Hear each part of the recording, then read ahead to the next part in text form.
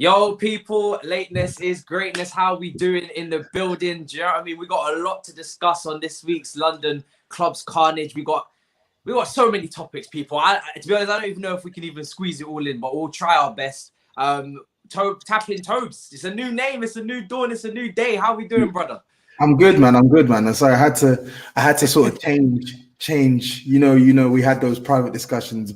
Yeah. Back doors, and obviously I don't want to pigeonhole myself to just Spurs, because whilst I am a Tottenham guru, I'm also a football guru as well. So I got to spread my wisdom as far as possible.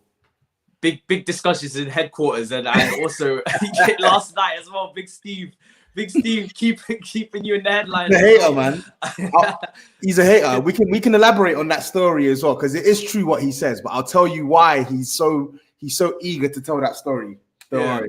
We'll get into it. And Lee Gunner, my brother, do you know what I mean? Rat Army in the building. Rat Army assemble. And bruv, I can't change my name because my surname's Gunner, bruv. So I'm kind of shoehorned into Arsenal. So I have to stick with, well, I just went with my name, innit? But yeah, cool name change, bruv. Fair play to you, man. And I see your channel doing bits as well. You got quite a few subs quick as well, boy. Bro. Yeah, man. Yeah. Over 1K subs. Like, it's mad. I was on like 350 like within the first week, and then I went on expressions, and then it literally shot up to 1,000, and then since then it's just been bit by bit. So it's completely changed my expectations on how many subscribers I want to aim for by the end of the year. So I'm thinking, I'm not expecting to get like 1,000 subs each month, but I'm thinking like, yo, maybe I need to make myself some bigger targets, man. 100, yeah, upload, bro, daily. I'm telling you, daily content. Yeah, the algorithm loves it. Do you know what I mean? Yeah, bro, especially live streaming as well. Come on, 100%. I wasn't even really thinking of live streaming as a YouTuber. I was all about making videos, but then obviously lockdown happened. I had to flee London, and I was like, yo, I better just live stream in it. And I started putting these shows together, and I was like, this is actually dope. So I'll probably do a bit of both in the end, but Let's just clear what happened yesterday, and then I want to clear Lee Gunner's thing as well, because I've got two things that I need to clear off my agenda. First of all, Steve and Toby. We'll start with that, and then it's Lee Gunner's stream with some madness going on in the background. Nothing. Yeah. So she want me to yeah, Toby, go on, man, because when Steve said that to me last night, I was like, what the hell is going on here? Yes, you know, it's Steve's a hater, isn't it? So let me explain. So basically what he said was true. Like I did have a Champions League final ticket, and I did sell it, but it was only because I was offered big dough for it. Yeah. So I was offered big dough, and I said, you know what, cool, I'm gonna get this money, and then I'm still gonna go to Madrid. And then when I get to Madrid, I'm going to try and get myself a ticket, because one of my friends, he sort of knows someone who can actually hook up tickets, but he was only able to get 2 tickets. And one of those tickets was like a child ticket or something like that. And the other one was an adult ticket. So I didn't want to spend all this money on a child ticket, thinking if I get there and they check this ticket, and it doesn't work. It's like that one where you have to go on the London Underground with a child ticket. Do you know what I mean? It's like, it's a bit of a risk.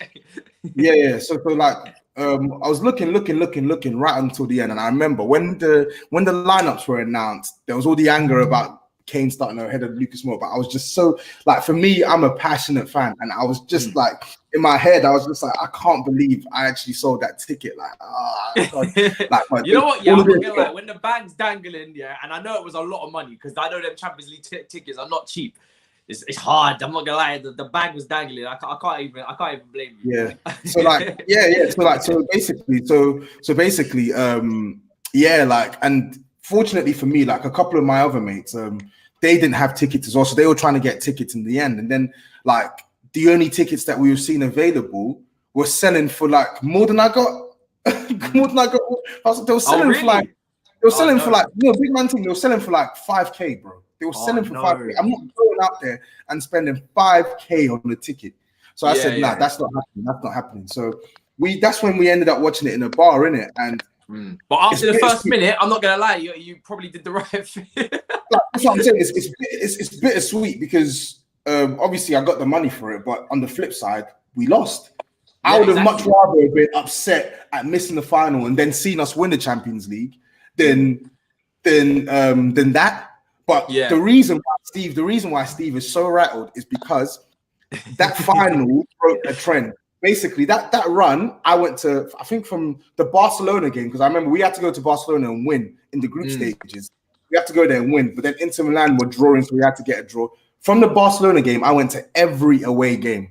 Yeah, so I went to Barcelona at the new camp. I went to Dortmund in Germany for the second leg. I went to the Etihad for the quarterfinals, and that's why Steve is triggered. So that's why he's triggered, because that game is the best game I've been to in my life, and that game was crazy. And obviously we dumped them out in it. They scored 4 goals. Man City ain't never been to a final, so do you know what I mean? That's what I'm saying. And every time I tell him, I was like, bro, all this money you spend, and yet we've progressed further than you have in the Champions League. So that's why he's triggered. That is why he's triggered. And then every time I say that, he's always like, yeah, but how many trophies you won? Yeah, but you sold your ticket. I'm like, bro, I don't care about all of that. The facts are facts. You spent all this money, and the Harry Kane team, without no Harry Kane, came to your ground and dumped you out of the Champions League. That's why he's triggered. Yeah, well, I just thought the whole thing, when I was hearing it on the show yesterday, I was just dying of laughter. I couldn't believe it. I test merchant with a super chat. Lee was that guy tossing himself on the road. I mean, bro, I went on Twitter, right, and I saw the clip. And this is the second time I've seen a clip from your channel, yeah, where this brother's doing a madness. So the first time it was like in between his legs, and I don't know if he's trolling you on purpose or what's going on. And then the second time it was this, I was like, yo, Lee, what is going on?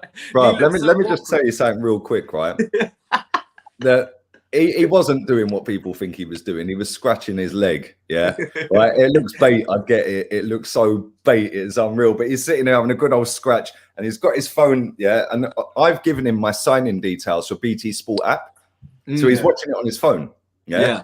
But I was watching on TV, so I'm about 30 seconds ahead of him, innit? Yeah. Yeah. Well, at that point, I think we were in on a chance. So he's like, "Go on, okay, yeah." It looks bait, innit? Of course it does. Yeah.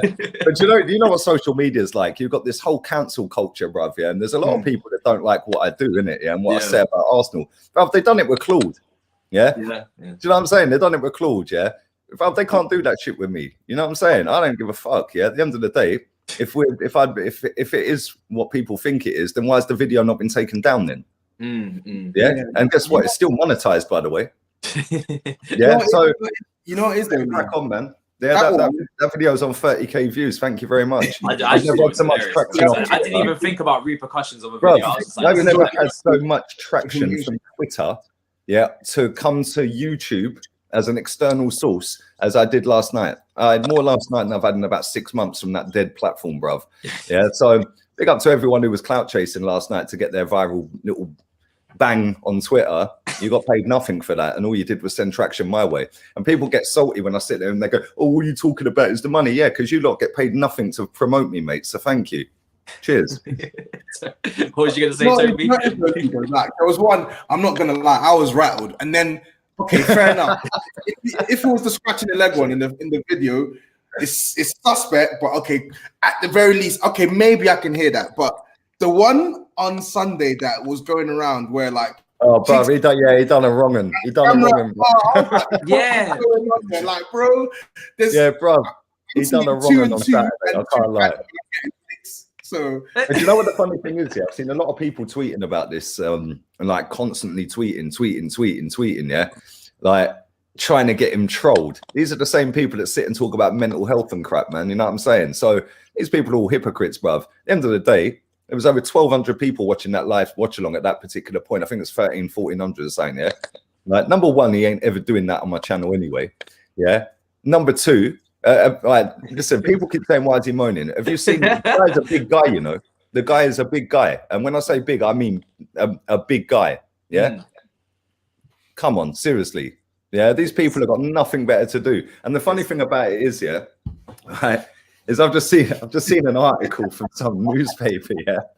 Saying that I'm thinking even the newspaper's doing it for clicks, bruv, yeah. You know what I'm saying? It's mad. It's actually mad, bro. Like, these people got nothing better to do, bro. This chat, yeah, I've never seen I don't know where you going on him, bro.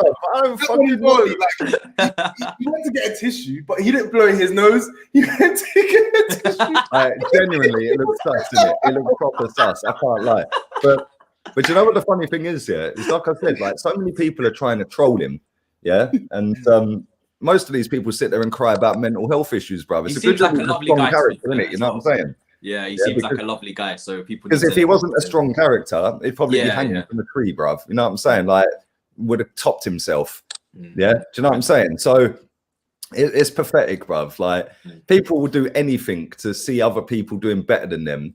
Yeah, get cancelled, bruv. Yeah, like I said, Claude's the perfect example. Everyone was on Claude's case for days and days. In fact, when that whole thing with Claude came out, that didn't even go viral until like 3 days later. Somebody got hold of it, then it just went mad. Yeah, and then as soon as Claude's off the channel, now everyone's going, oh, it's nothing without you, mate. Just a bunch of idiots, bruv. These people are all kids, mate. And we'll crack on. Well, we're going to get into the football because we had there the 10 minutes to get out the madness that's been going on the play button app for it was just been mad. Do you know what I mean? But first of all, Lee, you got a new signing. Do you know what I mean? I think that happened this morning, did it? It got confirmed. Yeah, literally about 11:30 we dropped the news. Yeah, the links have been happening anyway. You know, the links have been going on for a week or so. But are you excited with the new player? I think because obviously in terms of where Odegaard's going to play, is he going to? There's two positions I see him playing in, either from the right or from where Eddie Smith Rowe is playing, which is in the centre attacking midfield position. So, I mean, do you think he's going to? First of all, what do you think of the deal? Because you've got no real option to buy. It seems like you're just going to build him up again to send him to Madrid. I don't know, obviously, the player's mindset in terms of if he's coming to actually want to stay or is he building himself up for Madrid? Is it a Kim Kallstrom situation? What's going on here? Well, it's kind of a mad one, actually. Because ain't it, Lee? Say again, mate. FC, right? I swear, these men are hungry man in the chat, bruv. I can't lie. Like, it's funny, bruv. If these people seriously think I'm going to allow that to happen on my channel, yeah, you man are jokes, seriously. Yeah, come on, get a life. Anyway, let's start talking about football. And yeah, this is kind of funny because on Transfer Market website it says the guy's injured. Okay. One of our Arsenal journalists has tweeted saying it's absolute nonsense is the word. Nonsense is the word that he's put, that he's not injured. He hasn't trained with Madrid for over a week. He's been indoor training rather than training with the group. He's been training indoors with Sergio Ramos. That's on their website. You can go and read that yourself. Mm-hmm. Yeah. So we don't know if he's injured. I'm sure we'll find out whether he's injured or not when we get the Man United game coming up on Saturday. But in terms of the signing itself, quality footballer, but what's the point? 4 months he's here for. People go, no, it's 5 months. Well, it ain't because we ain't got any games in June. Yeah, we ain't got a single game in June unless we're in the Europa League final. Yeah, which we're not going to be. We've got 18 league games left, 18 league games left, and we've got 2 Europa League games. Unless we get past Benfica, and then obviously it's another 2 more. So how many games is he actually going to play? His injury record's mad. And is he knocking Smith Rowe out the team? Probably not. So what's the point? I don't really get it.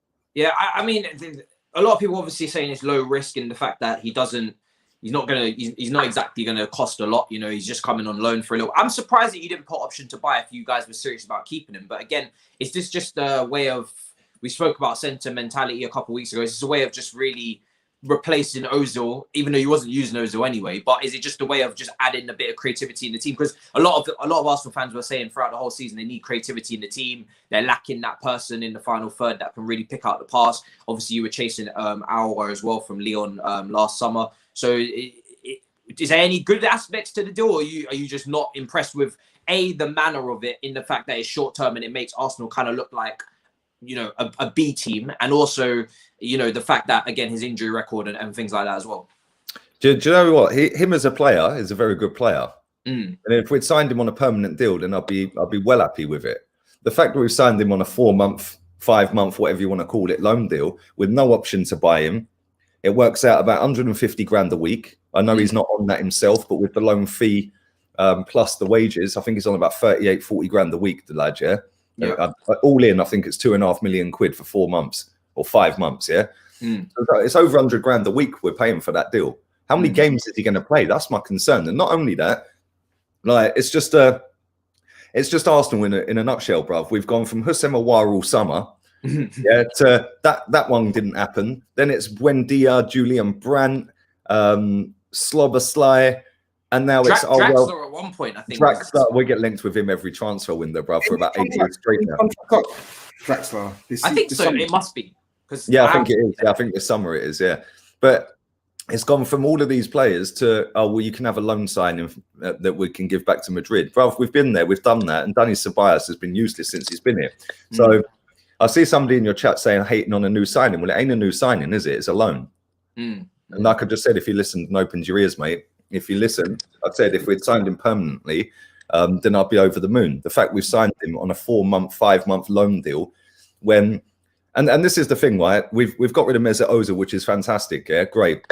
And ironically, we've replaced him with a guy whose initials are exactly the same.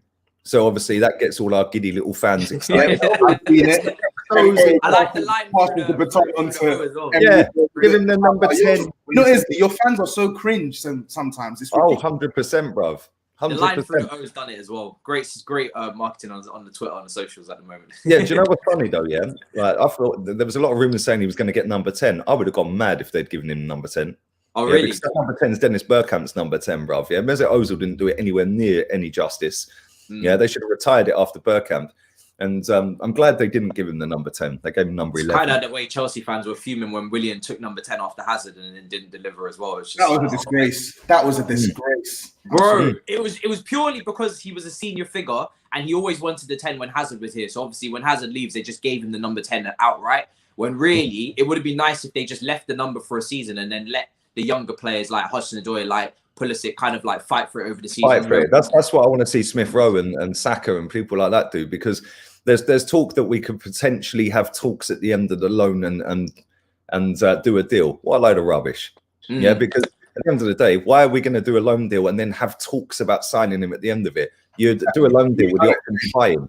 Yeah, but that's another piece of PR from this club. This club is just PR football club, bruv. Yeah, it do everything and anything in its power. Yeah, to market itself fantastic. Like and what they do as well is like, I'll give an example, yeah? So if we had lost, but they were always going to announce it today anyway, yeah? They could have announced it yesterday, but it's a game day. They very rarely do. They could have announced it Monday because he flew in Sunday, did all the photos. All this was done on Sunday night, mate, Monday morning, yeah? So they could have dropped it Monday. But what this club did was say, we'll wait until the Southampton game.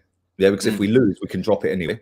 And that'll take the heat away. That's what they do. They do it all the time. They've done it the other week, mate. Soon as we lost to Southampton on Saturday, all of a sudden breaking news, Odegaard's on a flight on Sunday. Do you know what I'm saying? Yeah. That now takes the heat away from us being knocked out the FA Cup. If we had lost to Southampton yesterday, which we didn't, we actually played very well yesterday. But if we had lost, they would have dropped it today. Yeah, we've won. So now, obviously, they're going to have to drop it anyway. But yeah, this is what they do. And the thing is, I'm not really that excited for it, bruv, if I'm honest. We've signed him on loan. Whoopee. Yeah, and I've seen Denis Suarez come into this club from the same league after doing all right over in Spain, come in who was injured straight away. He then came into the team and got injured again, and he played literally about 4 games. This guy's not playing any more than 5, 6, maybe 7 games. Yeah, we got 20 games this season left, including league and Europa League, and I don't see him playing more than a quarter of them, if I'm honest. Like I said, his injury record's poor, man. He was injured in September, he was injured in November, he was injured in December, and that's in a league that's nowhere near the level of our league. Yeah, so you're saying basically Arsenal fans need to tamper their expectations, kind of thing, and not. They're basically putting this guy up there to be the next Ozil or Bruno Fernandes that's going to elevate us up somehow. What do you make of that, Tobs? But you know what it is, Lee, though. I do think some sections of your fan base do sort of spoil the general opinion, because I've spoken to a lot more level-headed Arsenal fans, and I don't think the general consensus is Odegaard's going to come in and be the Messiah. I think what happens there is some of those, probably I'd say younger parts of your fan base, distort the perception of Odegaard coming in, they're the ones that are drumming up all that weird propaganda about, respect Edu for getting this deal done, and comparing Mesut Ozil to Odegaard as like the whole passing of the torch thing. I think all of that stuff is cringe, but I feel like that's only a certain section of your fan base. There are some rational fans within your fan base who actually believe, you know what, it's a shambles that we didn't get him on a loan with obligation to buy, because he is a player who's got potential. But in the short term, he's going to come in and he's going to do a good job. And I've actually been searching this the past couple of days as well, because we've heard all these stories about his injury issues, and we do know he has that ongoing knee issue he has. I think tendinitis or something like that. So it will flare up when he plays a certain amount of games. But it's worth noting that he did have his fair share of starts in a full season for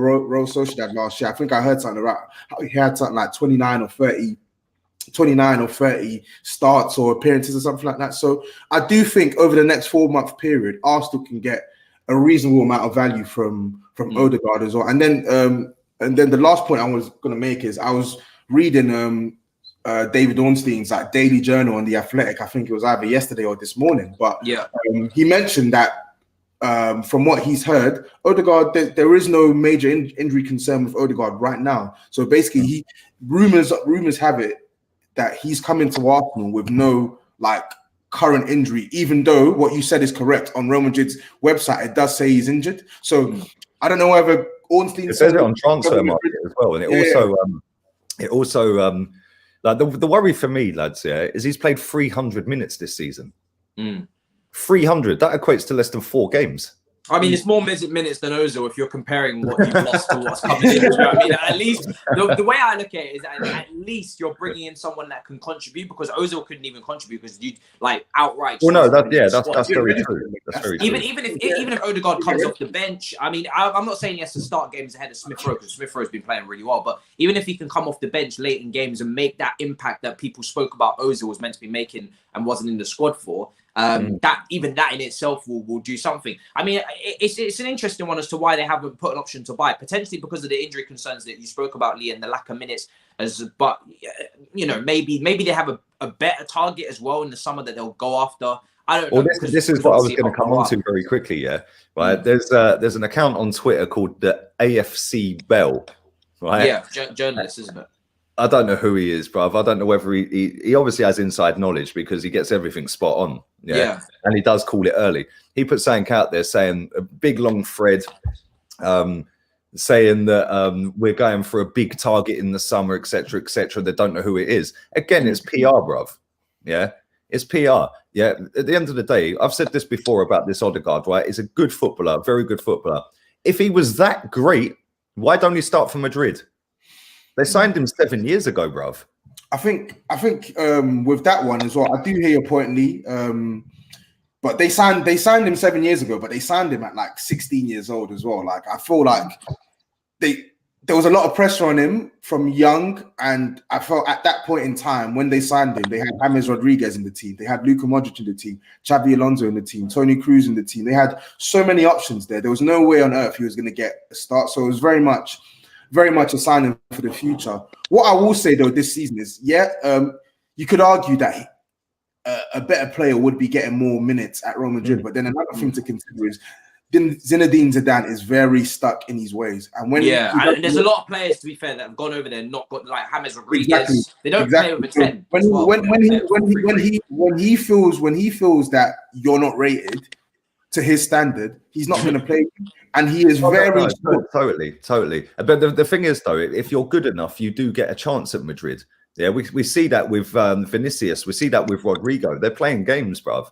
They've got Hazard there. They've still got Hazard that he could pick over Rodrigo or Vinicius. He's played Vinicius more times than Hazard this season. Yeah, but I feel like I get that. But the thing is, one, Hazard's been injured a lot this season, and two, I feel like the wide positions at Real Madrid, they don't really, apart from Hazard, they don't really have a firm starter, which is why you see the likes of Asensio playing wide, why you see even Lucas Vazquez, he's playing at right back now, but when he wasn't playing at right back and Carvajal was fit, he was playing in right wing as well, and that's why you see Rodrigo play as well, and Hazard's been for himself as well. but I feel like the midfield is completely different altogether. Zidane won 3 Champions League with the bedrock midfield of Cruz, Modric, and Casemiro. And the only midfielder who's come in recent seasons and dislodged that is Valverde. He's got his favourites, hasn't he? Exactly. You know, he's like Mourinho when he had his Yeah. favourites, where at Chelsea, where he had, you know, he his Lampards and his Oscars, and not so much Mata, not so much De Bruyne, and they might still be good players, but if the manager doesn't like, if the manager's not feeling them, it's basically a wrap. And I think I know James Rodriguez is a lot older, but potentially you'd hope that not even a similar impact, but you'd hope that it's that kind of situation where you can come over here, fresh start, and maybe that actually gives you an opportunity to get him. Because if we're saying that Zidane isn't feeling him, then maybe you can do a negotiation in the summer and actually get the kid. My big worry with it, lads, is the fact that he's hardly played. Yeah, right? He's injury prone, and coming into a league and playing, like, if you're a striker, 9 times out of 10 strikers come in and hit the ground running. You've got the examples of Joel Linton and players like that, and Haller that didn't really do it. But then you've got other examples with Aubameyang who has. You know, so more often than not, a striker will do all right in this league, from any league, right? You then got defenders, centre backs, and stuff like that. They tend to look all right in this league, from any league. For me, the biggest position and the hardest position to nail is centre mid. So if you're coming from a league where you've hardly played any games, but last season, and people keep saying to me, "Oh, last season, I don't care what he did last season. What's he done this season?" He's hardly played this season. Now he's coming into a league that's going to be boom, boom, boom, boom, boom, 100 mile an hour. When he's kind of, like you said about his knee problem, that he can't. That's incurable as well. You can't get rid of that problem.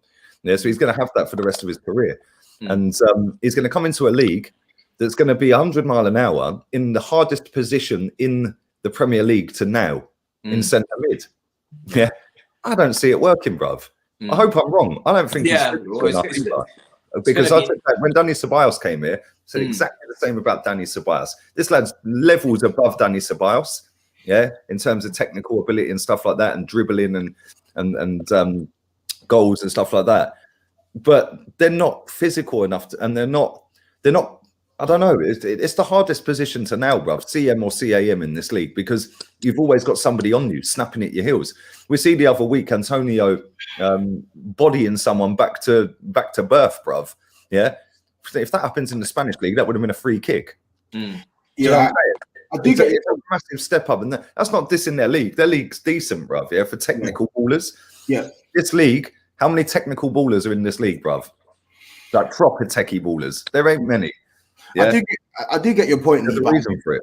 I definitely get your point, and I feel like adaptation is definitely one thing that a lot of people shouldn't take for granted with Odegaard. No matter how good he is, we've seen better players than Odegaard come into this league and struggle. And I feel like the issue with this one is it's a loan.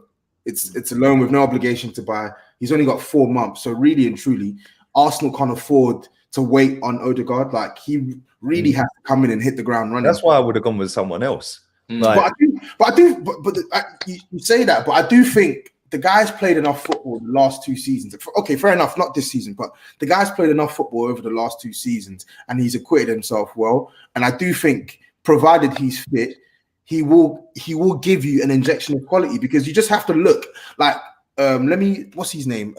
Emil Smith-Rowe, for instance. How many minutes in the Premier League had he played up until this season? Not many. And not many. He played most of his games under Unai Emery in Europa League. Exactly. And you look at the impact. You look at the impact that he's made now when he's starting league games. And Odegaard, no disrespect to Emil Smith-Rowe, but Odegaard is quite clearly a better player than Emil Smith-Rowe. You lot play a 4-2-3-1. So I genuinely believe that if he shows even 60-70% of the talent that we've seen in Spain, I think he's going to be a successful loan spot for Arsenal. I was actually annoyed that Arsenal signed him, because we're trying to get rid of Dele Alli, and we're not about Ericsson last week with you, isn't it? We're not going to get rid of him unless we bring someone else in. We wanted to bring in. This is the thing, right? If you gave me a choice, and people are going to cry that I'm going to say this, if you gave me a choice of Dele Alli or Odegaard, I'm taking Dele Alli. Really? Bruv, he plays in the league. He knows the league. But he's not been good for years though, and but bruv, this league is all about pace and physicality. It has been for years now. Yeah, you get the biggest athlete, best athlete for right back. You get the best athlete for left back, best athlete for. We ain't, bro. There's not many players in the league. There's a few players that break the status quo, though. Yeah, but most of them are pace and power merchants nowadays. Yeah, I'm not saying he's going to be a bad signing. I hope he comes in and smashes it, bruv. I really do. But I just can't see it. I genuinely can't see it. You know what is though with Lee. Though. Dele Alli. I hate calling him Dele because he's Nigerian. His name is Dele Alli. Yeah. So, Dele Alli. Yeah. I like him. He's a good player, but his type of 10 is not the type of 10 Arsenal need right now. I get your point about pace and physicality. That is a factor. That is a definite factor. If you can't hack the intensity of this league, you're finito. But Dele Alli, he is not the type of 10 that Arsenal need right now. Odegaard, I don't even think we needed a 10, though, lads. That's the problem. I think we needed somebody to sit next to Thomas Partey. I said this every week. This fetish that Arsenal fans have of a number 10 is because Ozil played for us. I think you need both. I think you need both. You need someone to sit next to Partey, and you need a number 10. That's the problem. Yeah. You lot have so many issues to plug, and you've got the budget to only. Tob, you say we need a number 10. I don't think Saka can play there. Pepe can play there. Reece can play there. Reece Nelson is come on, Lee. Reece Nelson he's not even good out wide, let alone. I don't disagree with you, but what I'm saying is Pepe can play number 10. Yeah. Saka can play number 10. Smith Rowe can play number 10. If we lose Thomas Partey, we got nobody in that midfield. We needed a Basuma type player. Yeah, so you can play them together, and then if one's injured, you've still got the other one there anyway. No, I hear that, Lee, but the problem is you lot don't have the money to go right now. You lot don't have the money to go out and get a Thomas Partey replacement. But so with the budget that you had available, a loan deal for Odegaard is not the worst. If you're looking the way, that's what I'm trying to say. Like Rome wasn't really built in a day. To be honest, we can't really call Arsenal Rome because it's been ran terribly. As I said, you lot have many problems to fix, but if you're gonna be able to tick off one of your problems in January with the small budget you have on a short-term thing, it's better than nothing, isn't it? Because you're not. Let's face it, Brighton were not going to sell Basuma in January, and you don't have the funds to go out and sign that partner that Thomas Partey needs right now. So it's literally a case of making do with what. This is why I get the mate, because it's always next year, next transfer window, next time, bro. I've been waiting 16, 17 years, you know. Yeah, it's boring, man. It's boring, bruv. I'm gonna move on to this super chat here because iTest Merchants brought up a massive talking point as well. I don't know if you guys have been keeping up, but I have been keeping up. Yeah, the Chelsea community in terms of this saga has been nuts, and really just to catch you up, obviously, Lee, if you haven't seen it as well. Yeah, go on. Rudiger, basically, there was reports out from Matt Law, Care For You, who are for me very reliable sources. They cover Chelsea. Especially Matt Law covers it, for the Telegraph, and he's probably one of the most in the know people in terms of what goes on at the club. He is the person that speaks for Chelsea in the sense, which is why I was even surprised that he released it in the first place. But maybe he got in trouble for that. I don't know. Care For Youth is another person who does have a lot of insight as well. Not in professional journalism, but just one of the people that is just clued up on what goes on. A lot of people don't trust him. A lot of people do. That's neither here or there. There was a report that obviously Rudiger that came out that, there was reports of him talking to Tuchel mid-season with Lampard. There was reports saying that there was, I don't know if it's specifically, but, bullying going on in terms of, youth players and minutes being handed out and things like that, which was obviously quite a serious one. And just that he was a bit of a nuisance during Lampard's time since the moment that Chelsea wanted to sell him in the summer. And from the moment that, Lampard left and that whole time in between, really. Then it came out yesterday online, obviously, Tammy Abraham, Aspilicueta, Drogba, I wouldn't really say is involved in terms of that. I think he was just supporting, the players in terms of, I don't think he's, in the loop per se. I personally don't think he is. I think he's just, backing the players on social media as he always does. But Tammy Abraham came out yesterday, tweeted, he's seen a lot of stuff on social media, just wanted to denounce everything and move forward as a unit. Same with Aspilicueta. And then people now are undecided as to whether it's PR or whether it's, the journalists getting it wrong. Personally, when I seen the report, obviously emotionally, I was pissed off. I tweeted quite a few times, Rudiger, not happy. Yeah, 100%. Because I was pissed because even though I wanted Lampard to, even though after the Leicester game I wanted Lampard to leave, I didn't want Lampard to leave under the circumstances of, you know, player power. We've seen it before. Do you know what I mean? So to say that it doesn't exist would be silly because we've seen it before. We haven't seen it really with this crop of players or this standard of players. It used to be your Lampards, your John Terrys, your Coles, which is, again, maybe full circle. You know, it comes to bite you on the arse. You know, you did it as a player, and then it comes to bite you as an arse as a manager. That kind of vibe. But then, you know, there's also the side of it, you know, even the journalists who I would be completely shocked if the journalists made it up. Their careers are on the line. Do you know what I mean? They're the serious allegations of bullying as well. So, you know, for me, I would be shocked if they made it up. And for Carefree Youth to come out and do that massive thread, again, that is huge for him. That's not something that he would have done lightly. And this is a player that speaks to young players, you know, that has contact directly with young players. So I don't think he would have put that out without concrete 100%. He knows it. However, when I look at it, what happened yesterday with the players coming out and denouncing it, first of all, even though, you know, I don't buy it 100%, I do like the fact that there's a unit. It's a new time. We've got Tuchel. We do need to have togetherness. So I apologize 100% for my tweets in the fact that I shouldn't have, you know, gone so hard on the player. Do I believe that didn't happen? Not really. I think the beef is probably squashed. I think anything that did happen is now drawn a line under. We know co-workers, when you work in, you know, in workplaces, you know, things can get leery, tensions can get high. There can be disagreements, there can be disgruntles, and then you patch it up, you move on if there's, you know, if there's something new around the corner. I got to cut you off there. So like, I can hear that one. Maybe that if there was a dispute, but some of the stuff that your fans were saying, oh, Rudiger, he's toxic, he's this, he's the reason why Frank Lampard got sacked. I'm like, bro, people need to stop believing everything they read. Matt Law has put out several bullshit articles about Spurs as well. I can't remember them off the top of my head, but I've read some of these articles and they were nonsense. He was literally chatting shit.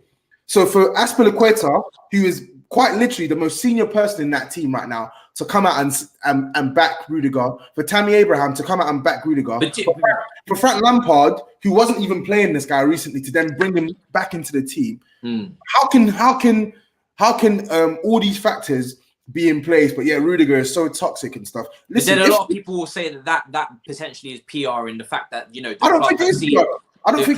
Rudiger is poor right now, and a lot of Chelsea fans want Rudiger out the door.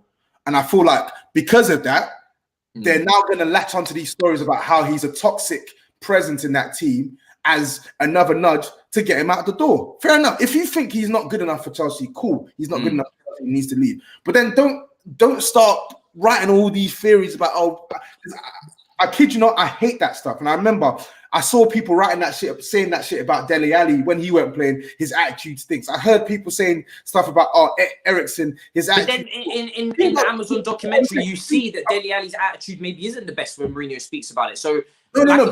But there's a difference between having an attitude in terms of the intensity you train and actually being a troublesome presence in the back room in behind the scenes. He's not a troublesome presence behind the scenes, and I don't think Rudiger is as well. So when I hear and read some of these articles about, oh, this player he's dodgy, he's toxic, I can't stand that narrative. I cannot stand that narrative.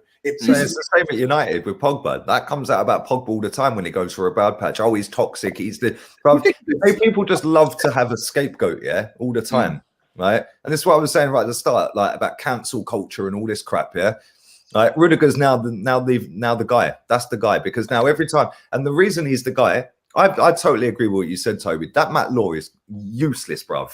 I don't believe every time he writes an article on Arsenal, I never read it. Because he chats rubbish. And the funny thing is that your fans were already on Rudiger's case already. Every time that guy started in the starting 11, oh, Rudiger's playing. He's like your Mustafi, like for us, or Xhaka. Oh, what's Xhaka doing or El Neni, one of them, So he's already got that label attached to him within your fan base online. So as soon as that gets cottoned onto by the journalists, they're going to play up to it, bruv. They're fair play to Tammy Abraham for coming out and backing him as well. Because at the end of the day, every dressing room, you're never going to have a happy dressing room when you're losing football matches. There's always going to be people having arguments with other players and stuff like that, of course. There ain't no way that Rudiger is this massive toxic presence at the club. I don't believe it, bruv. I don't let's be real here. Matt Law is so far up Lampard's backside, it's mad. Literally, who isn't? That's the problem, Lee. Who isn't? Who in the mainstream British media isn't up front? Yeah, they're just fuming that the manager's got sacked because he's a nice guy. He's an English guy. He's one of the best players we've seen in this country. He's your club legend. Well, I see certain man do a video, bruv. He was actually crying. Yeah, he was crying. He was crying. That glory. I don't want to be rude. I don't want to be rude. The man cried. He was blaming Abramovich. I mean, I've never spoke to the lad. I'm sure he's a lovely fellow. I don't know. Yeah, I don't know the geezer. Bruv, man's crying and saying about how dare you, Abramovich. Well, this is the same Abramovich that turned you into a massive football club. Yeah, like I don't get it, bruv. Like I don't know why everyone's on Lampard for doing nothing. What's he done? Yeah. And Matisse, another thing I need to pick a bone with, not you per se, but generally, I can't stand this proper Chelsea. I hate it. We don't go with the proper Chelsea. I've seen it on even today. There was a banner outside the bridge saying what was it? There, hold on a second. There was a banner outside the bridge saying the circus continues or something. That there would be your proper Chelsea. Like I said, a lot of people will have you. I think, well, today especially, a lot of people feel like the people outside of the ground who put that banner out, they feel like Lampard should never have been sacked, and this is, it's not the way that Chelsea should operate. A lot of people have gone at the board, Roman, for all of that kind of stuff as well. They've said that it's a disgrace, and Roman needs to leave, and Marina needs to leave, and all of this stuff, and for me, again, that's not being able to separate the emotion from the objectivity of Frank Lampard. Like I said, after Leicester, we spoke about it on last week's show. For me, Lampard did have to go. So the people that are really using the Rudiger situation, just to circle back to that, as to, Lampard should never have been sacked because it was clearly Rudiger who was doing a madness. That's not the point of view that I was coming from when I was angry. My point of view is that I just don't like player power, even though I know it exists in every club. I don't like player power because I know it exists. And for me, it's shocking. And like I said, I've trusted these journalists, so I'm very shocked to see potentially that they've got it wrong. Like I said, there's still the side of it where people say it's PR and they say, right, the club, that yes, the beef has been squashed. Whatever happened behind closed doors, it probably played up more. They played it up to be more than what it was. But the players are no longer, there's no longer an issue. They want to squash it. The club don't want Rudiger's image as well with Lampard to be a big thing as well, because going forward, that's toxic for everyone. And they may have just said, these two players, cool, you need to go on social media and squash this right now, and blah blah blah. So there's two sides to it, and it's very hard for me to pencil in on. Obviously, there's loads of opinions going around at the moment. Very hard for me to say which way it was, because it's very difficult to believe that those two journalists. I don't know how Matt Law's info on Tottenham, but when it comes to Chelsea, he's meant to be very clued up. So it's very hard to see someone, just create something out of thin air. There must be something to it, right? But maybe it was pushed out more and boosted up more than what it was meant to be. Maybe over dramatized is the word. Do you know what I mean? And then on top of that, the other guy as well.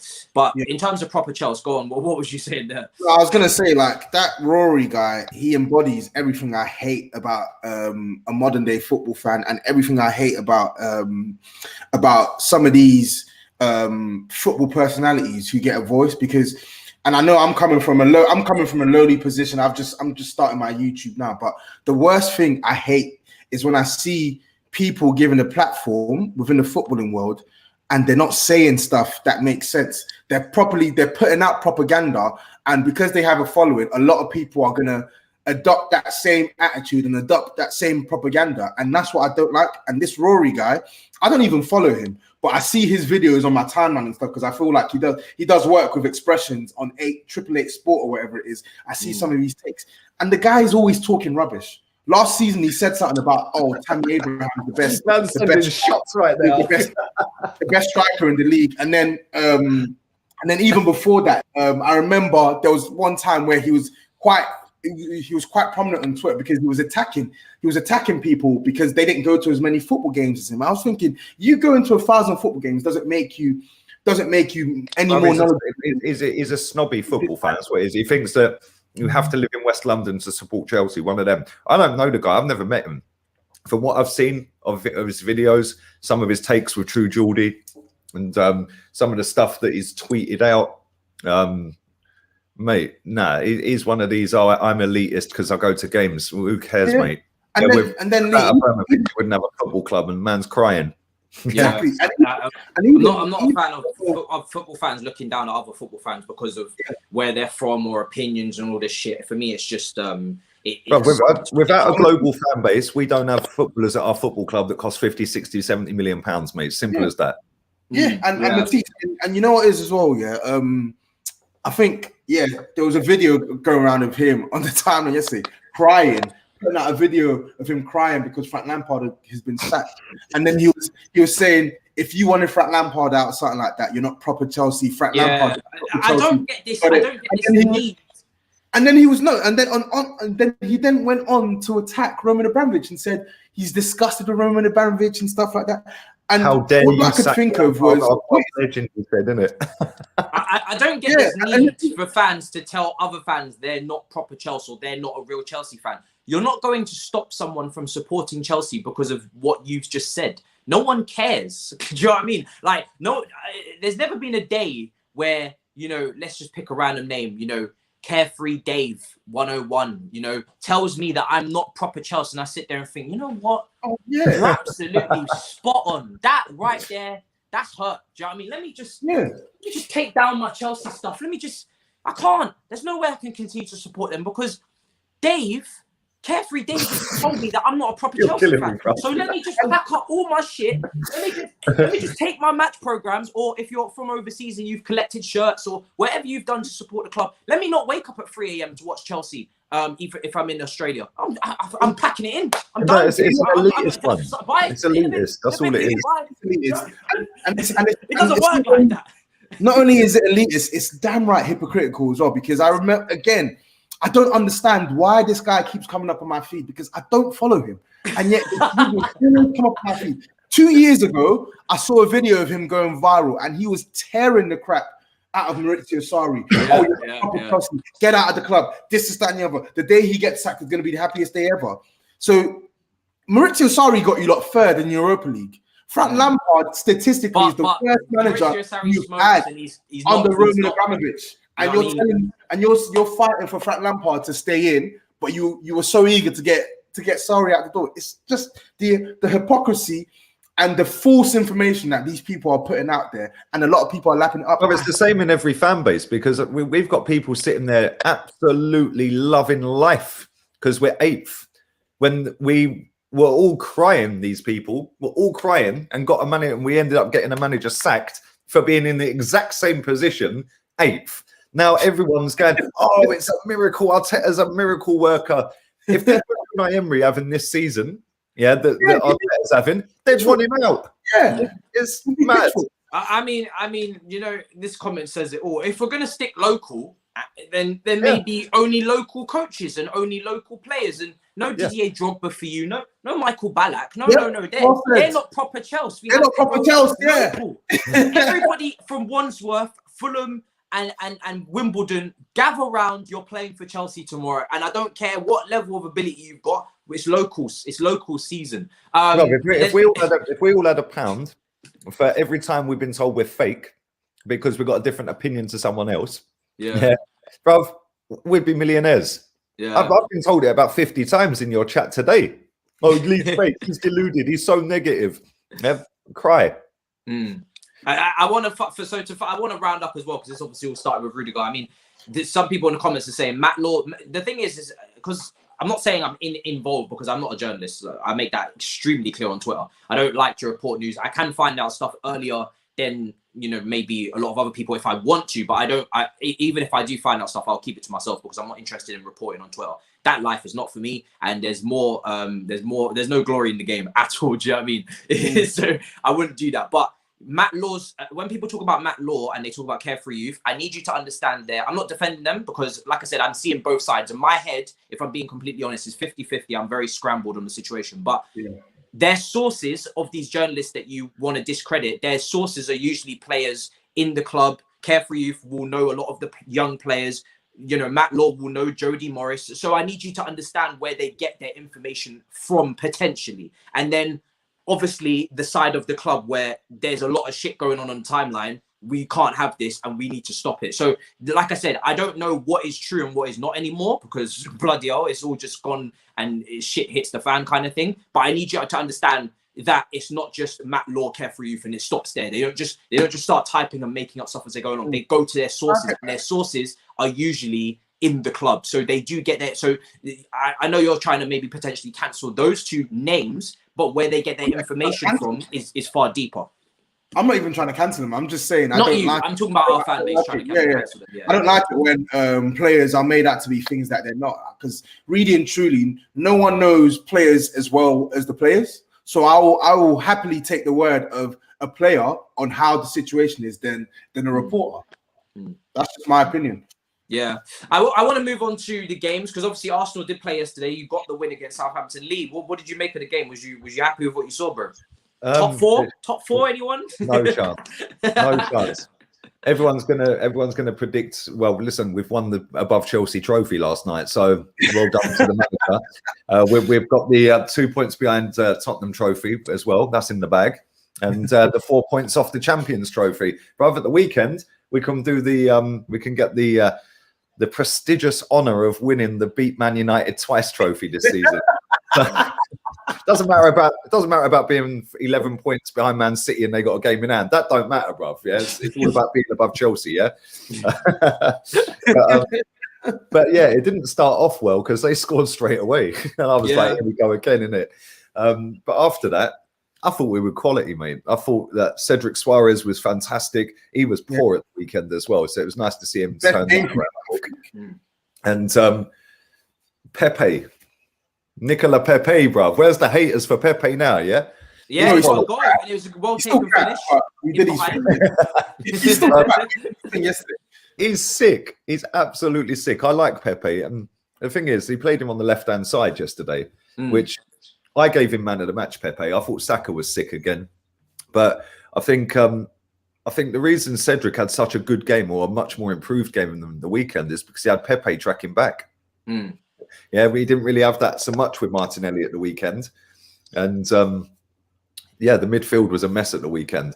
But Smith Rowe was back in the team. I thought he played all right. He faded out pretty rapid, but he started off really well. But yeah, man, all in all, I think I gave Arsenal a prediction on a win on the prediction of Big Six. I can't remember. Obviously, I said I would win as well. I said you lot would win 2-1. I was annoyed that it was 3-1. Did you predict 3-1 or 2-1, Matisse? I'm not sure. I can't remember, but I think it might have been 3-1 because I do remember just giving them a win. You lucked as fuck. A gesture token, kind of as you will. But I am. Do you know what? Yeah, I'm not only am I impressed with the likes of Saka and Smith Rowe and obviously the young players that are able to continue to help this revival. I am impressed that you guys went a goal behind and you actually fought back. Obviously, from a Chelsea fan perspective, I would love for you to lose as per usual. But just just to speak objectively for a second and not be biased, I was surprised that after going a goal down, that you guys were able to fight back because Southampton are a very good team. We've seen that this season. They're very well organized. They play very well. They're well drilled, and for me, again, their coach. They're an example of their coach taking them above the level as to what their players actually, the players actually have. Same with Klopp at Liverpool. And I just think for you to come from behind, obviously getting conceding quite early on, to come from behind with all of the things that surround Arsenal at the moment in terms of the form being up and down, the season not going as well as it is, for you guys to come back and win like that, I thought it was quite impressive, to be honest. It was. And it did help that they didn't have Walker Peters in their team. He's a massive miss for them. Yeah, very underrated player. Toby speaks a lot about him as he's quality, bruv. Did he come from Tottenham? Yeah. This is why Toby's vexed. No, I'm not vexed because he needed to be sold. But I said it on all my tweets. I said, just because he's not good enough for us right now does not mean that this guy's a bad player, because a lot of our fan base thought he was a bad player. And I said he needs game time. Give him game time and let him play. And I promise you, you will see a better Kyle Walker-Peters. I was screaming that from day dot. And I'm just happy to see him flourishing. What I want for him is I want him to carry this on, take it another notch. And then once he gets to that second notch, then I want to try and bring him back to Spurs. Really? Because we've signed Doherty now, and Doherty's meant to be this. I thought Doherty was going to come in and be solid for us, but he's been awful. If you ask me who would I rather have right now, Kyle Walker-Peters or Matt Doherty, I'd swap in a heartbeat. And this is me. This was me loving Matt Doherty as well, what he did at Wolves, but he's just not been good enough this season. And Kyle Walker-Peters, he's offering them defensive solidity, and he's offering them an outlet when they go forward as well. So he's a better wing back than he is right back, isn't he? So he hasn't transitioned, but even still, I mean, when I saw the sign, and I thought it was okay, but I didn't think it was exactly inspiring. I look at the right backs that you've had in terms of Kyle Walker, even Trippier, you know, very attacking fullbacks. And I know Dorothy was also quite attacking at Wolves, but I didn't. Man called him Dorothy. Dorothy, fam. That's what he's getting called. Until his form picks up, it's not Dorothy, it's Dorothy, fam. Do you know what I mean? It's Dorothy. It's 59-year-old woman Dorothy. That's what it is, bro. Yeah, but do you know why he did so much better at Wolves? They played 3 at the back. Yeah, we'll call him He was Dot. a wing back. Even, you know, Dot from EastEnders. Well, even when that. he plays for us, he's not been that good. But the thing is, he knew that he was always going to be. He knew that the system that was played at Wolves wasn't going to be the system at Spurs. So he knew what he was signing up for, and he just hasn't been able to adapt. Like he's whenever he plays, the worst thing I can say about him is he's a constant liability. In addition to the fact that he's not offering us the attacking quality that we know he's capable of, defensively, he gets beaten far too easily. That's mad, though, because I always looked at Serge Aurier as a liability as well, defensively. Serge Aurier has been unbelievable this season. Unbelievable. Yeah. The fact that he's been more of a liability than Serge Aurier, who I thought was quite clumsy defensively, you know, sticking his foot in when he shouldn't, giving away penalties, things like that. The fact that Dot from EastEnders couldn't override that for me is a madness. It's mad. It's incredible. He's actually an Arsenal fan as well, isn't he, Doherty? Yeah, I have no idea. Oh yeah, he is. He is. He's an Arsenal fan. This all makes sense now. You remember when he deleted the tweets? Oh yeah, right. I can't lie. That has got to be one of the cringiest player announcement videos I have ever seen. Good. Come on, you're hating, Lee. That was good. I like that. You're hating. No. Come on, man's sitting there deleting his Arsenal tweet. Like, our admin took a couple bonus points for that one. That one was good. This has got nothing to do with ability. Then this is all the fact he's an Arsenal fan. Fantastic. That's all it is. I want to get on to Chelsea Wolves as well as tonight, and then Tottenham Liverpool as well, which is tomorrow. There's been reports from one of our journalists come out today that said potentially we could see a back three for Chelsea tonight. We know Tuchel is, you know, formation-wise, he's very flexible. Obviously, he has some very core principles that he likes to adopt, you know, in his coaching philosophy and whatnot. But he does like to be flexible between the 3-4-3. He could go to 4-3-3, go to a 4-2-3-1. They think it's going to be a 3 at the back tonight. Again, he's only had one training session, 6 p.m. last night. So I don't know how much he's been able to really give the players in terms of knowledge, or it's just really been motivation more type. And you're probably going to see a lot more of what, you know, Lampard left behind in the first game. You're going to see what Anthony Barry and Joe Edwards were giving them information-wise as well. So it's going to be a mix of everyone. I think it's going to take a while for Tuchel to really implement his stuff, but I don't really know what to think. Someone asked me, what do I think of the game tonight? I mean, I'm confident that we can win. New manager bounce as always, but I don't know how we're going to play. I don't know what players he's going to favour. I don't know how, you know, I don't even know formation-wise how we're going to set up. I mean, what if you was to look at the game, Lee, going into tonight, would you be confident? What do you think you're going to see from Chelsea? You lost to them at their ground, right? Yeah, bro. That was the start of all of this. But it's funny, since I've been doing watch-alongs with Dammy, Chelsea are just in the gutter, bruv. It's kind of like troops going to America. Like the people that, you know what I mean? Dammy going on your channel watching the games, we just start losing. Troops going to America, Arsenal just start losing. It's mad. It is mad. I think you needed to get rid of Lampard first and foremost, because it just weren't happening. The manager you've brought in, I think you've only given him a 2.5-year deal with an option of a third. Not even that, 18 months. Bro. 18 months, yeah. Oh, it's 18 months with an option of a... No way. Short, bro. Ooh. It's short. Wow. Compensation cash L in case it goes wrong. But funny, I heard Lampard as well only had a 2-year deal with an option of a third. So his contract runs out at the end of this season in terms of payment. So I remember back in the times of David Moyes and even Van Gaal, they got massive long contracts and they were still being paid out. David Moyes was only finished being paid out until 2019. And I think clubs are starting to realize, they're like, yo, do you know what? We do these stuff with players all the time, option to extend. We should bring that into the management as well and stop paying out these managers for God knows how, because Chelsea always have to pay out their managers. So yeah, I watched a video yesterday. It was doing the rounds on Twitter. Oh, by the way, I've just been text saying I've gone viral on TikTok as well. Cheers. Yo, TikTok is boosting profiles at the moment. I watched a video yesterday. Somebody put it out. It was the day that George Graham signed for Arsenal as manager, and he said this quote. Yeah, he goes, somebody told me that football management is the only job in the world where you know you're definitely going to get sacked. It's just when. Yeah, it's true. It's true. And Tuchel is getting sacked, bruv. He'll probably be sacked at the end of the season, and you'll pay him off the last year. Worst ways, he ain't doing the full term. We already know this. Has any Chelsea manager gone the full term? What do you mean full term in terms of like the whole length of their contract and left on their own accord? I'm not sure. I'm not gonna lie. I'm not I sure. Think they have. I do expect him to make it till next season at least, because I don't think. I said this to myself, and I know this is a little bit away from the game, because to be honest, when it comes to that game, it's the only game this season where I can't do a preview for, because I don't know anything in terms of what, like, there's nothing to. How many training sessions has he had? I think you can do a preview though. How many training sessions? What would I say? When you ask me, I'll give my opinion anyway. But no. Yeah. Because I really just, in terms of what to expect going into this, I have no idea. But I think even if Chelsea were to finish outside the top 4 this season, I think it'd be very harsh to sack him. I can't guarantee that they wouldn't, because it's Chelsea Football Club. But I think if you bring in someone mid-season, I think you can do a preview, because like you said, like, he's obviously had training sessions, right? He's had a couple of training sessions. He's had one, only one. Well, right, one, okay, I don't know about today. But you have to think of it as like, everyone's now got a clean slate again. This is what Mikel Arteta told us lot. Yeah, everyone's got a clean slate. He doesn't know the cliques at the club.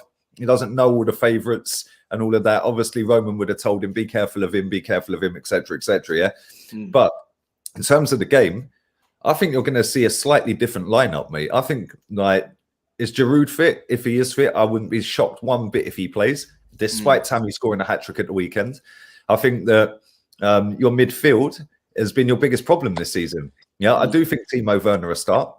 I think Kai Havertz is straight in as well.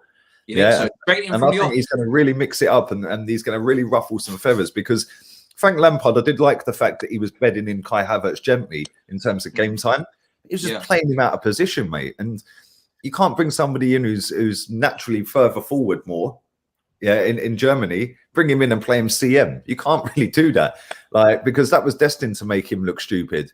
So the thing is with Kai is that he's played like 4 different positions in his career already, and his output in all of them have been pretty good. I know the end of last season he did play false 9, but you know, he's played midfield, he's played cam, he's played right wing. So I don't know if it's all down to position. I do really put it more on the fact that he hasn't acclimatized, and I think when I see him, you know, misplacing simple passes, you know, they're falling short, or when I see him, you know, physically maybe getting dealt with as well when he receives the ball, I just think to myself, I know your mannerisms are, and I've always said this, I don't like it when players from overseas, you know, they're given the tag lazy like Pogba just because their mannerisms on the pitch are different. Yeah. They have a different style and a swagger to them, but he does have to acclimatize to, you know, the Premier League in terms of I do think his best position's number 10 or false 9 or whatever. I think that's where his best, or second striker, whatever you want to call it. And I do think that he'll play him there tonight, and I think that you'll go with Werner and Pulisic, or Werner and Ziyech, either one. And I think that you'll see an energy level that you haven't seen for a while with your players, because they're going to have to impress this guy now, because listen, he's worked with the most expensive footballer on the planet and one of the best up-and-coming players. He's not even up-and-coming anymore, is he, Mbappe? No. Yeah, so he's worked with 2 of the brightest talents. One of them's the world's most expensive footballer. Yeah, and he used to sit Neymar on the bench quite often as well. So people are going to know that. Thiago Silva obviously worked with him. I wouldn't be shocked one bit if Thiago Silva gets the captain's armband. Really? Yeah, I wouldn't be shocked at all. Yeah, and I think he might come in and ruffle a few feathers, you know. But I do think we'll beat Wolves tonight. And I think it'd be a really improved performance. Yeah, I'm looking forward to some patterns of play. I'm looking forward to some vertical passing. and penetrating the defenses centrally. Finally, not just going out wide. I saw clips where he was saying that he would cut off the corners of the training pitch to stop his team from overloading crosses all the time. I'm really looking forward to just the game being shaped up a little bit. Tobs, what do you make of what's going to happen tonight? I think you lot are going to win, and I think you lot are going to win comfortably as well, man. I feel like I know as bad as you are, you have those players at your disposal to cause Wolves some real problems. I don't think you should be too disheartened by the fact that you lost to Wolves because, yes, you were poor in the second half. Yes, you played into Wolves' hands with a counter-attack, and they sucker punched you right at the end. But you are at home. You have the home advantage. You have the superior players. You have the new manager. You have the new manager bounce as well. And Wolves have not won a game since they beat you, bro. Wolves have been poor in the league. They've either drawn matches or they've lost matches.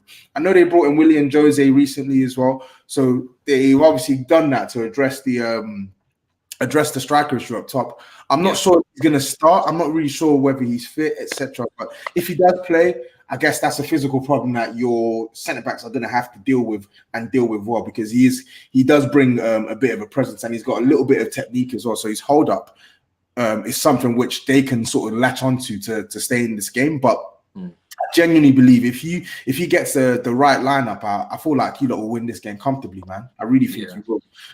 I said it on the Big Six. I think you lot are going to win this game 3-1, and I'm sticking to it. I don't see Wolves causing you any problems tonight, apart from Pedro Neto. Podence, I heard he's injured as well, isn't he? I'm not sure. Actually, you have to check it out. Yeah, I do need to look at this. But yeah, I just feel. Listen, maybe I'm downplaying Wolves because Wolves are a good side on their day, but they've just not been good enough this season, in my opinion. So yeah. Man said Tuchel will be sacked in March. You man are taking it. I will hope my club is not that dysfunctional. I mean, final part of the show, moving on to Tottenham, Liverpool. I mean, I am so excited for this game. I'm not gonna lie, because I feel like a lot of the big games.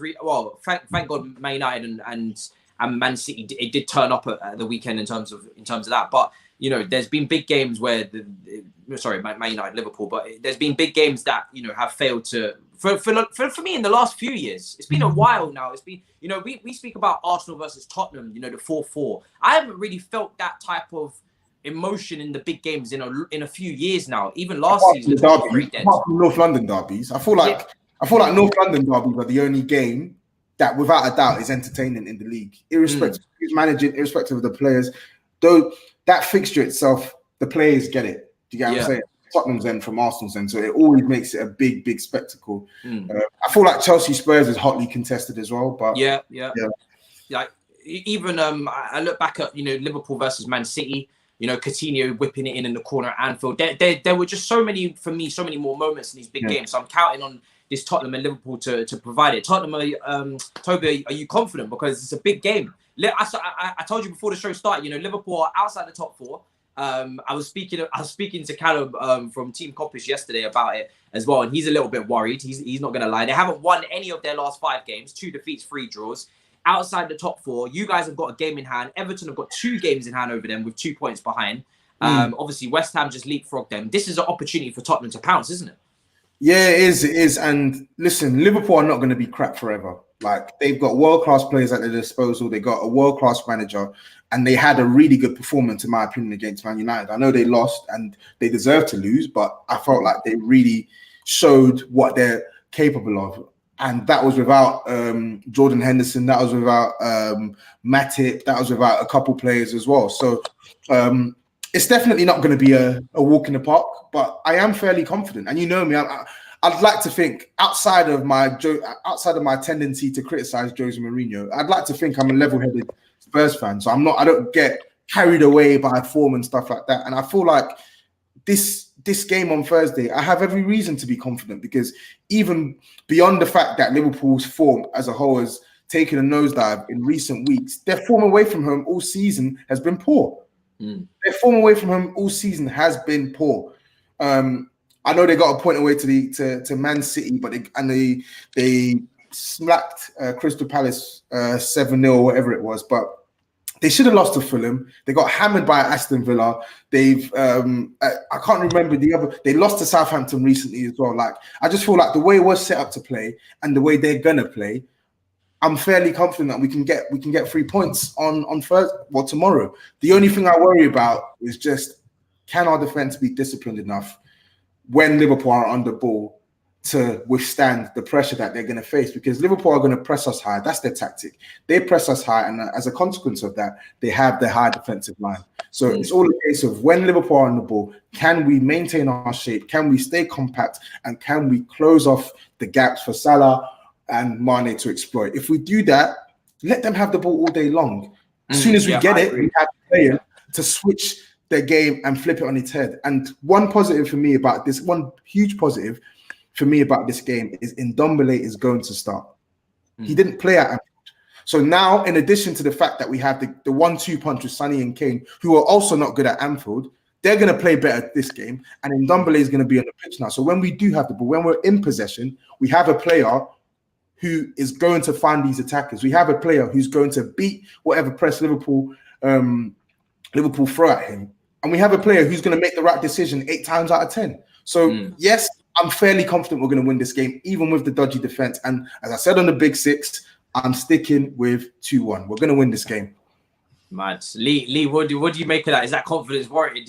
Are you backing Tottenham in the same way? I know you're an Arsenal fan. Well, seeing as I'm an undercover Tottenham fan, mate, you know what I mean? If there's any team that Liverpool don't want to play right now, it's a Jose Mourinho team. Yeah, because me and Runts were speaking about this the other day. If you stick a park the bus, low block, whatever these hipsters call it now, set up against Liverpool, you nullify everything they've got, mate, because they're playing centre backs. Midfielders at centre back, bro. They ain't got that high pressing tempo work rate in midfield, because now their best midfielder is playing centre back. They then don't win the ball high enough up the pitch to then be able to spring a counter attack real quick on you. Like, so if they nick it just inside your half and they've swarmed you, game over. Yeah, they rely and have done for a long time on teams coming onto them. So if you look at the game against Man United the other night, Salah's goals were running in behind. Yeah, so that's what they rely heavily on. If you don't give them any space to run in behind, they ain't scoring, mate, because they ain't got anyone outside the box that can ping a screamer in the top bins. So yeah, I just think this is the perfect game for Tottenham, and I think they're just going to shithouse their way to a 1-0. Yeah, like literally. And the thing is, it'd be classic Jose. Listen, let's not get it twisted. When Tottenham went to Anfield, if it wasn't Bergwijn that was clean through and it was Son, they would have beaten them. Yeah, he hit the post, I think, didn't he, Bergwijn? If that's Son, that's in the back of the net. Yeah, and it would have been a different game. It's true. I think, because I agree with you there. I think the only worry, as I said, Liverpool, the only worry is the fact that it's Liverpool and the fact that our defense is poor. So as I said, it's all a case of, can our defense hold out? Because Son and Kane aren't going to be as bad as they were at Anfield. Ndombele is going to play, and he's going to help us make better decisions when we're on the ball in midfield. Because when we played at Anfield, we had this, he set up putting, I think, like Sissoko, Sissoko right mid or Lo Celso right mid and Sissoko centrally. And when we had the ball, we just didn't know what to do with it. So we just kept turning the ball over and it just kept going back to Liverpool. And even when we found Kane, the ball weren't sticking. And that's very rare when Harry Kane plays. But I don't think Harry Kane is going to be as bad as he was in that game. And I don't think Son, who did score, is going to be as bad as he was in that game as well. And I think Steven Bergwijn, he's someone who our fan base have criticised a lot. I've criticised a lot because he's just not been good enough this season. But he's still, in my opinion, a good player on his day. And he's still a player who needs just that one goal. He hasn't scored all season. That one goal will set him off. And I think the form that we've seen the past 2 games, he's looking threatening. Yeah. He's looking threatening. And I do think he's going to cause them a lot of problems on Thursday in transition. So I think it's going to be a good game of football. Yeah, I was just about to say, because Liverpool play a highlight. 1 second. In our favour. So I feel like it'll be a good game of football, just like the reverse fixture was at Anfield. The only thing I worry about to finalise is that Liverpool are down. When a line is down, there's always a moment where they do get back There's up. a reaction. This is what I'm saying. Yeah, This they've been down for 5 games now. So that's what I'm saying. They're not going to be bad forever. They're not going to be bad forever. And they're still the reigning champions as it stands. Yeah, and the thing is, as well, the thing is that's with Liverpool, they're never down and out because of Klopp. Like, there's never going to be a situation where the player's down tools. There's never going to be a situation where the player's not playing for him. There's never going to be a situation where the players are no longer interested. So they always have that revival type thing in them. Do you know what I mean? Regardless of how they're playing. So I think I'm going to pussy out and just say it's going to be a draw. I think it's going to be an entertaining game, though. I was the only one who predicted a win on Big Six. As I said, it's just a case of can our defense hold out? Can that defense hold out? That is going to be the key to us winning the game. Because I'm not worried about FC, mate. Low block. I'm not worried about the rest. I'm not worried about the ball. When we beat them, we've beat them twice last season. Yeah, well, once in the Community Shield and once in the league. Yeah, I know they'd won the league at that point, bruv. Like in the Community Shield, we just packed the box, crossed the ball in, mate. Same with Man City. If the only way you can beat them teams is put 3 at the back, yeah, and then just put your wing backs in the box as well, and then stick 2 defensive midfielders in there on top. There ain't no way they're passing pretty patterns through your box. Yeah, and then they cross the ball in. When they're crossing it into Firmino or Jesus, yes, you win the header all the time. So I think you can beat him. I think you will beat him as well, if I'm honest. I do. I think it'll be a stinky, shithousery 1-0 Harry Kane winner. I don't think we'll keep a clean. I don't think we'll keep a clean sheet, because I don't trust that defense to keep a clean sheet. And someone's made a good point of it in the comments as well. Like, I don't trust either defense. Yeah, I think both teams. Yeah, we haven't beaten Liverpool in years. The last time we beat Liverpool, a game, I think it was against the under 12s of Aston Villa. Yeah, the last time, and let's be real here, they haven't scored in the league for ages, have they? Nah, they haven't scored. Yeah, they haven't scored this year in the league. They've had some massive goal scoring problems with Salah. Yeah, there you go. I think the last 90 shots they've had in the league, they've scored 1 goal. Yeah, that sums them up at the moment. They're all over. But again, we spoke about it just as you was gone. When a line is down, exactly. You know what I mean? How long can Liverpool continue to plummet like this? It's one of those situations. But you know what? This happened at Dortmund when he was the manager at Dortmund.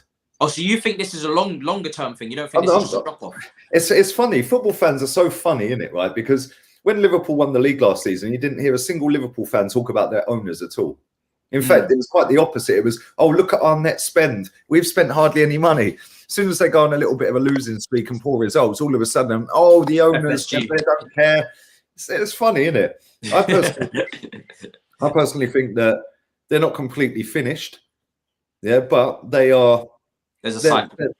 They're having a big blip, right? And the problem is they're kind of lucky that no teams are really pulling away from them, because otherwise they would be effed this season, bro. Yeah, and if they do lose to Tottenham, then what? Because then they're not in the league. Let me check the table now. So they have to beat us, because if they lose to us, as it stands now, if they lose to us, then a Man City win, they're going to be 11 points behind Man City. And I mean, boy, yeah, there's 7 points. Bloody hell, there's 7 points behind City already. How's that so quick? So it's like if they lose this fixture, that could be a pivotal nail in their coffin. Yeah, and if you beat them, you go above them as well. That's an incentive. But things change very quickly in football, because it was not long ago we were talking about Liverpool at the top of the league, and with Manchester United. They were my favourites. Let's be real here, right? If Aston Villa win their games in hand, Aston Villa, they're above them. Yeah, if Everton win their games in hand, they're above them. Yeah, if you beat them, you're above them. All of a sudden, they're 7th, mate. Yeah. So it changed very quickly in this league. And this is what I'm saying. I feel like Jurgen Klopp is the type of manager to drum the importance of this game into those players. And I feel like we are going to see a reaction from Liverpool. It's not going to be an easy match in the slightest for us. He would have said the same about the game against United, bruv. He would have said exactly the same. They played well. They played well against United. I think we're going to win, but they played well against United. And what I'm saying is, I don't think, like, I know you said it's going to be a scrappy shit house, like 1-0 win. I just feel like we're going to see a reaction from Liverpool. They're not going to be this bad forever. Yeah. So we'll see. There's 5 points between Southampton and 11th, and Liverpool in 5th. So that's just how, and they're level on games. So that just goes to show how close to tight the table is. It's mad. Do you know what I mean? There's only a few teams that have played 20 games in there, and that would be Arsenal and West Ham are just above them. So everyone's got games to catch up on apart from that. So that 5 points, everybody in there has either played the same games or got games in hand. So apart from Arsenal, so it's going to be nuts. I mean, we're going to wrap up the show now because obviously by the time we come back next week, this table will probably be flipped on its head, and maybe maybe Sheffield United will be top. Do you know what I mean? Tottenham, bro, to tap in. I'm so ready to say Tottenham Tobs. I need to get used to it. Tap in Tobs. Toby, let them know where to find you, bro, and obviously links will be in the description after this stream processed. Yeah, if you like my insight on football and my insight on Spurs and everyone else, just follow me or subscribe to my channel. Recently new YouTube channel, TapinTobs, one word, so TapinTobs, and it's the exact same on Instagram and on Twitter as well. So yeah, just follow me, subscribe, and enjoy the content. 100%. Guys, make sure you smash the like button as well. Spam the rat emoji. Rat army in the building. As per usual, League Gunner. Let them know where to find you, bro. I think everyone has found me, bruv. I can't lie. You've been getting a lot of advertising recently, 100%. Oh, bruv, the free marketing's going well. Viral on TikTok. I ain't even got TikTok, bruv. I'm saying. So yeah, Lee Gunner on here, and Lee Gunner 82 Insta, Twitter, Twitch, Facebook Lee Gunner AFC. 100%. People, make sure you smash the like button. Let's see how high it is when the thing's finished processing. Comment below as well under the video. I'm going to be going through the last 3 videos and we're going through all the comments and replying to people because literally we've just been... I don't usually stream twice a day. I'm not going to lie. It's a lot different to streaming once a day, but there's just been so much news that I've had to up it. Obviously, we'll be back tonight for the review. And yeah, like I said, I'll see you guys later. And obviously, we'll see you next week as well for the normal London Clubs Carnage show. Thank you so much, people. Over nearly 1,000 of you in here live. In a bit. Peace. I'll take her out.